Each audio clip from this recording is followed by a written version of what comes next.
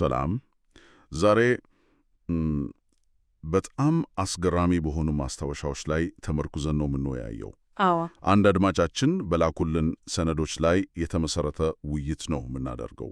ዋናው ጥያቄያቸውም ይመስለኛል ሁሉን ቻይ አፍቃሪ የሆነ አምላክ ካለ የፍጥረት ታሪክ ለምን በመስዋዕትነት በስቃይና ያው በውጣ ውረድ የተሞላ ሆነ?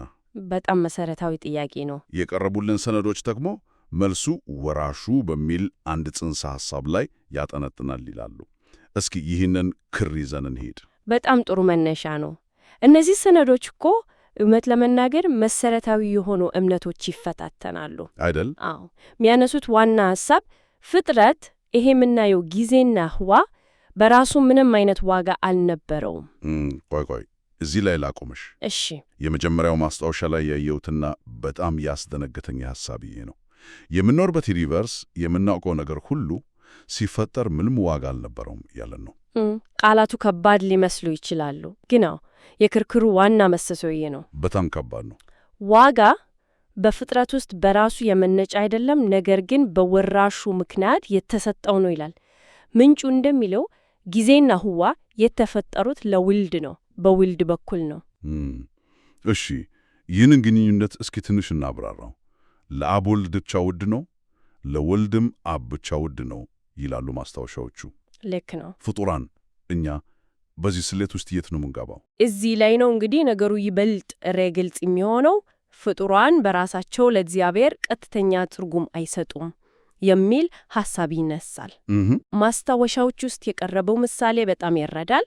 አንድ ወላጅ ለልጁ መጫወቻዎችን ይገዛል ይላል። እሺ፣ ወላጁ መጫወቻዎችን የሚፈልጋቸው በራሳቸው ዋጋ ኖራቸው አይደለም፣ ለልጁ ደስታ ስለሚሰጡና ያው የልጁ ንብረት ስለሆኑ ነው። ገባኝ።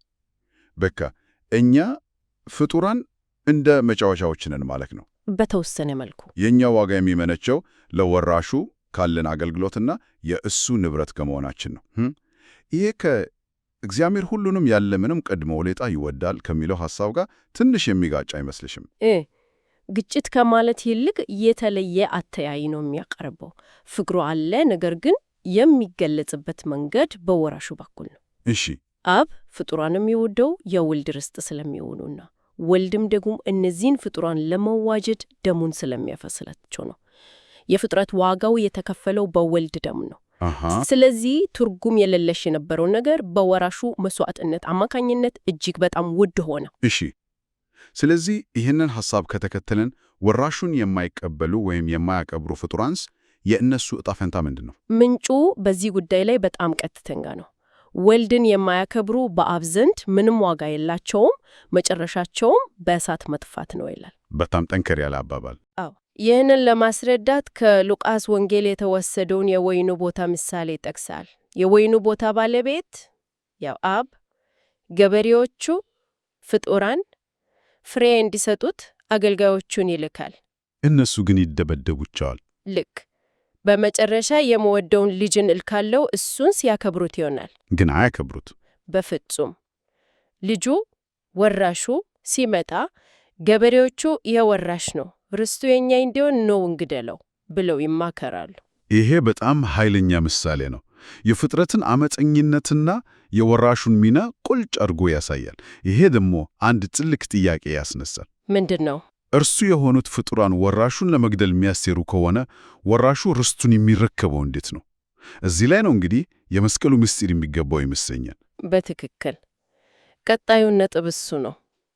ምንጩ እንደሚለው ወልድ ርስቱን ጊዜና ህዋን የሚወርሰው ሰው ሆኖ በመምጣትና በመስቀል ላይ በመሞት ነው። እና ይሄ ድንገተኛ ነገር አይደለም። የፍጥረት ዕቅድ ዋናና መሰረታዊ አካል ነበር። የወልድ ሞት የፍጥረት ታሪክ ማጠናቂያ ቁልፍ ነው። ምክንያቱም በዚህ ሂደት ነው ኃጢአት ከስፍራው የሚወገደው። የዚህ ላይ ስለ ደም መፈሰስ የቀረበው ትንታኔ በጣም አስደሳች ነው። ብዙ ጊዜ ስለ መስዋዕትነት ስናስብ ደሙ መፈሰሱ ላይ ብቻ እናተኩራለን። እውነት ነው። ነገር ግን ምንጩ እንደሚለው ዋናው ነገር ደሙ መፈሰሱ ሳይሆን በዛ ድርጊት ውስጥ የተገለጠው መለኮታዊ ፍቅርና ፍትህ ነው። ይህንን ትንሽ ልናብራራው እንችላለን። በእርግጥ ምንጩ ላይ እንዲህ የሚል በጣም ግልጽ አረፍተ ነገር አለ። ኢየሱስ በአጋጣሚ በመኪና አደጋ ደሙን አፍስሶ ቢሞት ኖሮ ያ አደጋ ጊዜና ሔዋን ሊቤዥ አይችልም ነበር። ዋው! ይሄ የሚያሳየው የቤዛነት ኃይል ያለው ደሙ በራሱ ሳይሆን ከድርጊቱ በስተጀርባ ያለው ንቃተ ሕሊና ያለው መለኮታዊ ውሳኔ ነው። በፈቃደኝነት ላይ የተመሰረተ ድርጊት መሆኑ ነው። በደውቅ የፍቅር እና የፍትህ መግለጫ የሆነው ያ በፈቃደኝነት ላይ የተመሰረተ ድርጊት ነው ቤዛ የሆነው። ይሄ ደግሞ ከነፍስ ጽንሰ ሐሳብ ጋር የሚያገናኘው ይመስለኛል። ማስታወሻዎች ላይ ደራሲው የቆሪያ ቃል ሲጠቀም አስተውያለሁ። ሆን አስተውላል። ለምንድን ነው ነፍስ ከማለት ይልቅ ይህንን የተለየ ቃል የመረጠው? የቆሪያው ቃል ሆን በአማርኛው ነፍስ ከሚለው የተለየ ትርጉም ይዛል? በጣም ጥሩ ጥያቄ ነው። ይህ የሚያሳየው የማስታወሻዎቹ ደራሲ ከኮሪያ ስነ መለኮታዊ አስተሳሰብ ተጽዕኖ እንዳለበት ነው። በዛ አውድ ሆን ውዝኡኑን ጊዜ ከደም ጋር የተቆራረነ ሲሆን የሰው ልጅ የውሳኔ የስሜት እና የነጻ ፈቃድ ማዕከል እንደሆነች ተደርጌ ትወሰዳለች። አሃ፣ ስለዚህ የውሳኔ ሰጪውን አካል ለማጉላት ነው ማለት ነው ይመስለኛል። ምንጩ እንደሚለውም የአዳም ነፍስ መቀበል የነበረባትን እርግማን የመጨረሻው አዳም የሆነው ወልድ በራሱ ነፍስ በፈቃዱ ተቀብሎታል። ስለዚህ የመስቀሉ ዋና ዓላማ ቅጣትን መቀበል ብቻ ሳይሆን አንድ ነገርን ለፍጡራን ማሳየት ነው ማለት ነው። አዎ፣ የመስቀሉ የመጨረሻ ግብ ፍጡራን ይህንን ታላቅ የእግዚአብሔርን ፍቅርና ፍትህ እንዲገነዘቡ ማድረግ ነው። ይህንን ሲገነዘቡ በራሳቸው ነጻ ፈቃድ ለእግዚአብሔር ለመታዘዝ ይመረጣሉ። በዚህም የነጻ ፈቃዳቸው ጉዞ ይጠናቀቃል ወይም ፍጹም ይሆናል። ቅጣት ብቻ ቢሆን ፍቅርን አያሳይም። ፍቅር ብቻ ቢሆን ደግሞ ፍትህ ይጎድል ነበር። መስቀሉ ሁለቱንም አጣምሮ የያዘ ነው። እሺ፣ ይህንን ስናስብ ምንጩ ላይ ስለ እርግማኑ መወገድ ሁለት ተለያዩ አመለካከቶች ተቀምጠዋል። በኮሪያኛ ኪዮንሄ ብሎ ነው የተከሳቸው። አዎ፣ አይቻቸዋለሁ። አንደኛው የመጨረሻው አዳም የነፍስን እርግማን ሲሸከም የሥጋም እርግማን አብሮ ተወግዷል ይላል።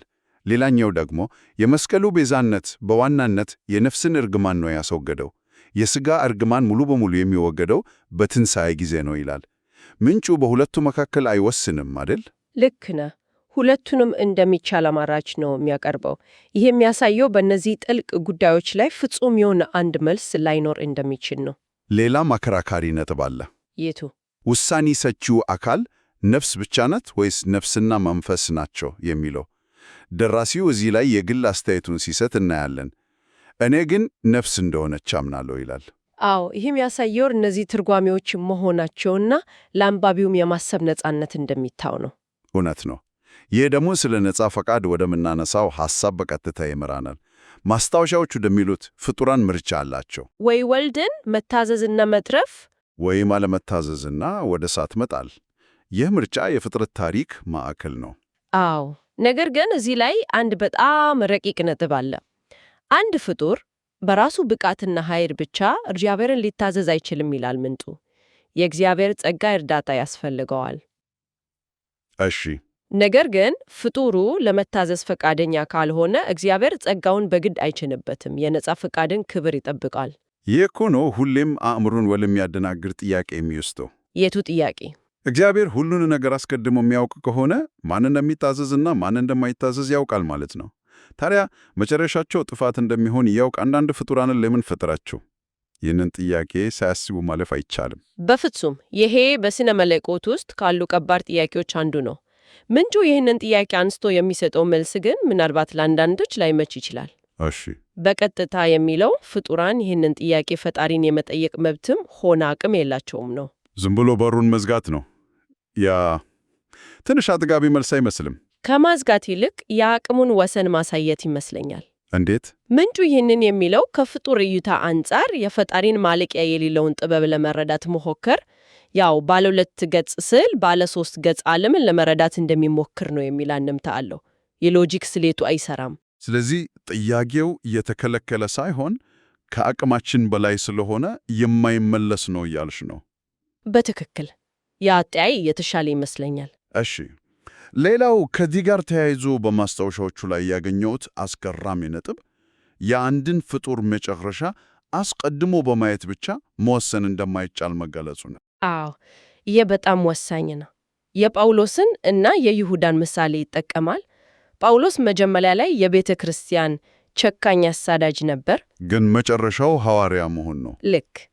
ይሁዳ በበኩሉ ከ10 ሐዋርያት አንዱ ሆኖ ከኢየሱስ ጋር ለዓመታት የተጓዘ ነገር ግን መጨረሻው ጥፋት የሆነ ነው። ይህ የሚያሳየው የአንድ ሰው የአሁኑ ሁኔታ የመጨረሻውን ዕጣ ፈንታ እንደማይወስን ነው። በጣም ተስፋና ማስጠንቀቂያን በአንድ ላይ የያዘ ሐሳብ ነው። በጣም ትልቅ ማሳሰቢያ ነው። እሺ እንግዲህ ፍጥረት ተፈጥሯል፣ ወራሹ መጥቶ እርሱን ለመዋጀት መሥዋዕት ሆኗል። ፍጡራንም በነጻ ፈቃዳቸው እንዲመርጡ ዕድል ተሰጥቷቸዋል። የዚህ ሁሉ ታሪክ መጨረሻ ወይም የፍጥረት ፍጻሜው ምንድን ነው? የማስታወሻው የመጨረሻ ክፍል የሚያተኩረው በዚህ ላይ ነው። ግቡ በሰማይና በምድር ያሉትን ሁሉ በክርስቶስ ስር አንድ ማድረግ ነው ይላል። ይህ ምን ማለት ነው? ይህ ማለት ነጻ ፈቃዳቸው በፍቅርና በእውነት ላይ ተመስርቶ ፍጹም የሆነ ፍጡራን የሚኖሩበት አዲስ ሁኔታ መፍጠር ነው። በዚህ ሁኔታ ውስጥ እንደገና ኃጢአት አይኖርም። ያኔ ኃጢአትና ሞት ከጊዜና ህዋ ሙሉ በሙሉ ሲወገዱ የፍጥረት መጀመሪያው ዓላማ ተፈጸመ ማለት ነው። የፍጥረት ሥራ ይጠናቀቃል። በትክክል። እዚህ ላይ ግን ቤተ ክርስቲያን ወይም የቅዱሳን ማኅበር የምትጫወተው አንድ በጣም ልዩና አስገራሚ ሚና አለ። እውነት? አዎ። ምንጩ እንደሚለው እግዚአብሔር ልዩ ልዩ የሆነውን ጥበቡን ለመላእክት ጭምር የሚገልጠው በቤተ ክርስቲያን በኩል ነው። እንዴት ሊሆን ይችላል?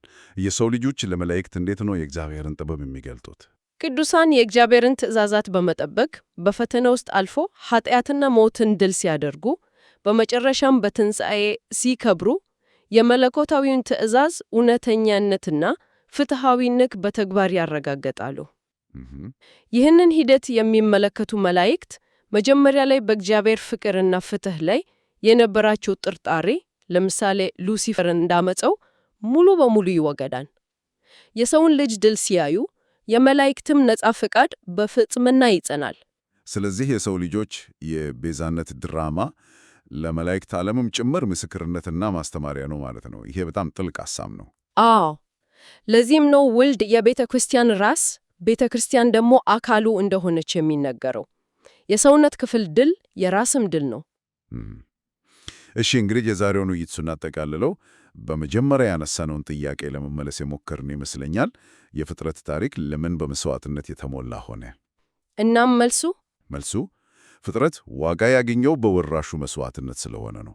ዋጋው ራሱ የተገኘው በዚህ ሂደት ውስጥ ነው። ሁለተኛ ደግሞ የመስቀሉ ዓላማ ቅጣት ብቻ ሳይሆን የእግዚአብሔርን ፍጹም ፍቅርና ፍትሕ በመግለጥ የፍጡራንን ነጻ ፈቃድ ወደ ፍጽመና ማድረስ መሆኑን ተመልክተናል። በግድ ሳይሆን በፈቃደኝነት። ልክ ነው። በመጨረሻም ይህ ሁሉ ታሪክ የሚጠናቀቀው ሁሉም ነገር በወራሹ በኩል ለአብ ሲገዛና ፍቅር የሁሉም ነገር የበላይ ገዢ ሲሆን፣ እዚህ ላይ ለአድማጫችን አንድ የመጨረሻ የማሰላሰያ ሐሳብ ላንሳ። እሺ።